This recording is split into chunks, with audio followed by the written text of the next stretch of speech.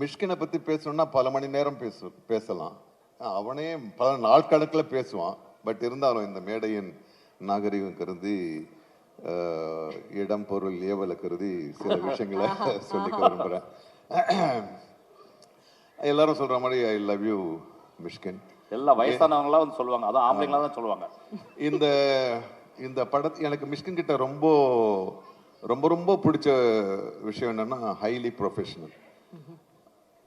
அவர் first ஸ்கிரிப்டை ஒன்று முடிச்ச உடனே அந்த ஃபர்ஸ்ட் 4-5 பேர்கிட்ட அந்த 4-5 நான் ஒருத்தருக்கேன் என்கிட்ட கொடுப்பாரு. அந்த கொடுத்த பிறகு ஒரு 6 மாசமோ இல்லை 1 வருஷமோ கழிச்சு தான் அந்த படம் வரும். நான் 6 மாசத்துக்கு முன்னால என்ன ஸ்கிரிப்ட் படிச்சனோ அதுதான் வந்து திரையில இருக்கும். I think that is very necessary at this time. தக் லைஃப் கொடுக்கலையா? தக் லைஃப் ஸ்கிரிப்ட் கொடுக்கலையா உங்களுக்கு? தக் லைஃப் ஸ்கிரிப்ட் கொடுக்கலையா? தக் லைஃப் ஆஃப் கோர்ஸ். தக் life sorry. Okay. So Mysskin on the set இந்த படத்துக்கு என்னை கூப்பிடும்போது எல்லாம் நல்லா இருக்குடா, ஆனால் கிளைமேக்ஸ் ஃபைட்டு அப்போ எனக்கு கொஞ்சம் முதுகு வலி இருந்துச்சு. அது கொஞ்சம் இதுவாக இருக்குது, வேணாம வேறு யாராவது நல்ல போட்டுங்க, நீங்கள் வாங்க சார் நான் சொல்லிக்க எடுத்து விடுறேன் நீங்கள் வாங்க அப்படின்னு கூப்பிட்டு வந்து நான் சமீபத்தில் நான் பண்ண மிக அருமையான ஒரு fight. Thank you, still you have confident on me that I can fight. அப்புறம் மிஷ்கின் கிட்ட 2 எக்ஸ்ட்ரீம் இருக்கு. ஒன்று ஒரு ஆக்டருக்கு வந்து நம்ம எல்லாருக்குமே தெரியும், ஆக்டர்ஸ் எல்லாருக்குமே தெரியும். ஒன்று அழகான பாதையை போட்டு வச்சிருவான், நீங்கள் அப்படியே போங்க நான் எல்லாம் போட்டு வச்சேன் நீங்கள் போங்கன்னுவான். இல்லைன்னா பெரிய ஒரு இரும்பு கேட்டை வச்சிருவான், தாண்டி போங்க சார் தாண்டி போங்க அப்படின்னுவான். என்னடா எப்பறம் நான் தாண்டி போகிறது, இது 9 அடி இருக்குவான், நீங்கள் பண்ணலாம் போங்க தாண்டலாம் போங்கன்னுவான். அந்த மாதிரி ஒரு சிச்சுவேஷன் எனக்கு கொடுத்தான். நானும் அவனுக்கு வந்து ஒரு அது நீ சொன்னா நல்லா இருக்கும். ஓகே. So he entertains. இது என்னன்னா படத்துல நடிக்கிற கேமராமேன்ல இருந்து இதுல இருந்து யாருமே போரே ஆகாது. ஏன்னா எல்லாத்துக்குமான பெரிய என்டர்டெய்னரா அவர் இருக்காரு. அவன் படுற கோபம் போய் சத்தம் போய் எல்லாம் போய் எல்லாரும் ஒரு பெப்ல இருக்கலான்னு தான் அப்படி அப்படியே தட்டி போட விடுவான்.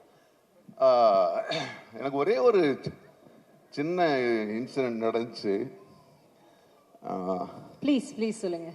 ஒரு நாள் நான் ஒரு ஷூட்டிங் அப்போ நானும் மிஷ்கினும் பக்கத்துல மானிட்டர் முன்னால் உட்காந்துருவோம்.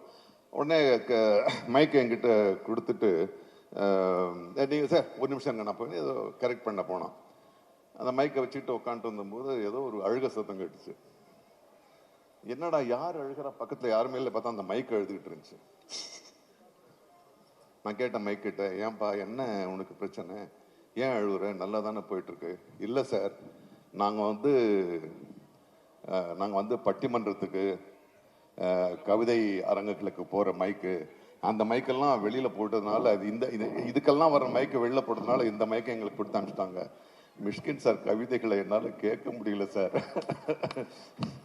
நிறைய அம்மாக்கள் வராங்க, நிறைய அப்பாக்கள் வராங்க.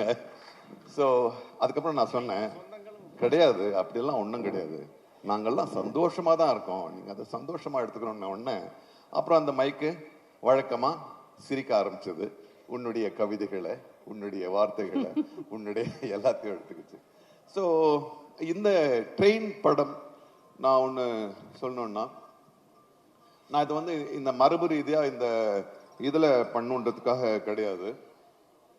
விஜய் சேதுபதி கிட்ட இப்போதான் சொல்லிட்டு இருந்தேன் நான். இது வரைக்கும் இதே தான் நான் கிட்ட கூட சொன்னேன், இது வரைக்கும் தமிழ் சினிமா பார்க்காத ஒரு சட்டங்கள் இந்த படத்துல இருக்கு. இந்த சட்டங்கள் இருக்கு. அது ஏன்னா இந்த ஃப்ரேம்ஸ் நிச்சயமா நான் பார்த்ததே கிடையாது. அவனை இம்ப்ரெஸ் பண்ணி இன்னொரு ஃபைட்டு இன்னொரு படம் எனக்கு வேணாம். உண்மையாகவே ஒவ்வொரு ஃப்ரேமும் மாறும்போது ஒன்று ஒரு அதிர்ச்சியா இருக்கும், இல்லை ஒன்று வந்து கவர்ந்து இழுக்கும். இந்த படம் பண்ண விதமே, அதை மேக்கிங் பண்ணி வச்சிருக்கியா, இந்த படம் பண்ண விதமே ஒரு பெரிய படம். மிஷ்கினோட இன்வால்மெண்ட் வந்து நல்ல வேளை அந்த கிளைமேக்ஸ்ல மற்ற நடிகர்கள் இல்லை. இந்த உடம்ப வச்சுக்கிட்டு இங்கிருந்து கேமராவை வச்சுக்கிட்டு இந்த சர்க்கஸ் பார்க்குற மாதிரி இருக்கும். இவ்வளோ பெரிய உடம்பு. என்னுடைய சகோதரி ஃபௌசியா வேற யாரையும், ஓகே. அவங்களும் கொஞ்சம் நான் பாடி ஷேமிங் பண்ணீங்கன்னு வச்சுக்கோங்க. 2 பேரும் என்ன பண்ணுவாங்கன்னா சர்க்கஸ் மாதிரி என்ன சேது, இங்கிருந்து கேமராவோட இவன் அங்க தாவி போவான், அந்த அம்மா வந்து கேமராவோட எப்படி தாங்கி வரும், சுத்தி எடுத்தாங்க. அந்த கிளைமேக்ஸ்ல பார்க்க போற நீங்க காட்சிகள்லாம் மிஷ்கினும் ஃபௌசியாவும் கோரியோகிராஃப் பண்ணி எடுத்தது. அதை வேற எந்த டைரக்டரும் பண்ண முடியாது. அப்புறம் என்னன்னா, மிஷ்கின் கிட்ட பெரிய விஷயம் வந்து ஒரு விஷயத்தை எடுத்துக்கணும்னா அவன் வந்து ரொம்ப ஆழமா போவான். அந்த புது கேமரா, அந்த கேமரா வந்து இது வரைக்கும் இந்திய சினிமால யூஸ் பண்ணலன்னு நினைக்கிறேன். அவன் யோசிக்கிறான். அவன் ட்ரெயின்ல எடுக்கும்போது ட்ரெயின்ல வந்து எல்லாமே குறுகலான விஷயம், இது வரைக்கும் இருந்த கேமரா எல்லாம் வேணாம்னு ஃபௌசியா அவனும் உட்காந்து புது கேமரா கையிலேயே எடுத்துக்கிட்டு போற மாதிரி ஒரு கேமரா, அதை ஹேண்டில் பண்றதே ரொம்ப கஷ்டம். ஸோ அப்படி பல புதுமைகள் எங்களுக்கு இந்த கிடைச்சது. அதே புதுமையை இந்த படமா உங்களுக்கு தரும்னு நினைக்கிறேன். விஜய் சேதுபதி ஒரு ஒண்டர்ஃபுல் பர்சன். விஜய் சேதுபதி பற்றி சொல்லியே ஆகணும். ஏன்னா பல கதைகள் வருது அவருக்கு பண்றதுக்கு, பல இது வருது. இந்த படத்துல ஏன் உனக்கு தனியா சொல்றேன்னா, உன்னை பத்தி மிஷ்கின் என்கிட்ட சொன்னதுனால நான் சொல்றேன். நான் I love you, you are great, you will become greater. மற்றபடி ஒன்றும் இல்லை.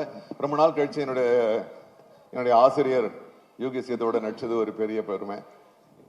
இவருக்குன்னு ஒரு ஃப்ரேம் வச்சாரு. இந்த ஃப்ரேம் வைக்கிறதுக்கு முன்னாடியே மிஷ்கின் சொன்னான், சார் அது பாருங்க அப்படி இருக்கும் அப்படின்னா. நான் ஃப்ரேம்ல பார்த்தா அதே மாதிரி இருந்துச்சு. It is out of the ஒரு குருசோவ படம் பார்க்குற மாதிரி இருந்துச்சு. தேங்க்யூ. நான் இன்னும் பேசிக்கிட்டே போவேன். I don't want to take time. I will pass the mic. ஆமா, பாராட்டி சொன்னதனால கட் பண்ண முடியல, இல்லைன்னா வெளியே அனுப்பியிருக்கேன். Thank you, so kind of him. Is என் லைஃப்பில் 3 பேர் சொல்லுவேன். இளையராஜா, பிசி சார், அதுக்கப்புறம் நாசர் சார். நான் பார்த்து 25 வருஷமா 30 வருஷமா என்னைய வந்து என்னுடைய அவங்க மீட் பண்ணும் போது என்கிட்ட இருக்க பொய் கம்மியாகும். All the 3 people are embodiment of truth. ஒருத்தர் வந்து மியூசிக்கல் ஜீனியஸ், ஒருத்தர் வந்து light genius, and another person is basically a genius, a great actor. Thank you.